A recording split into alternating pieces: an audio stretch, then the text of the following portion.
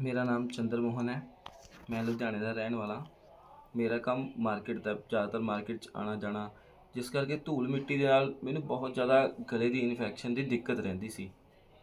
ਅਤੇ ਮੈਨੂੰ ਮੇਰੇ ਇੱਕ ਫਰੈਂਡ ਨੇ ਐਲੀਮੈਂਟ ਵਾਲਿਆਂ ਦਾ ਇਹ ਪ੍ਰੋਡਕਟ ਕਫਨਿਲ ਰეკਮੈਂਡ ਕੀਤਾ। ਜਦੋਂ ਮੈਨੂੰ ਯੂਜ਼ ਕੀਤਾ 1 ਹਫ਼ਤਾ ਵੀ ਨਹੀਂ ਹੋਇਆ, ਈਵਨ 3 ਤੋਂ 4 ਦਿਨਾਂ ਦੇ ਵਿੱਚ ਮੈਂ ਇਸ ਨੂੰ ਪੀ ਕੇ ਕਾਫੀ ਰਿਲੀਫ ਮਹਿਸੂਸ ਕੀਤਾ। ਬਾਹਰੋਂ ਮੈਡੀਸਿਨ ਲੈਂਦਾ ਸੀ, ਡਾਕਟਰ ਤੋਂ ਲੈਣੀਆਂ, ਖਾਣੀਆਂ, ਥੋੜ੍ਹਾ ਜਿਹਾ ਅਸਰ ਹੋਣਾ, ਦੁਬਾਰਾ ਫਿਰ ਬਿਮਾਰੀ ਉੱਥੇ। ਪਰ ਇਹਦੇ ਨਾਲ ਮੈਨੂੰ ਬਹੁਤ ਜ਼ਿਆਦਾ ਫਾਇਦਾ ਹੋਇਆ।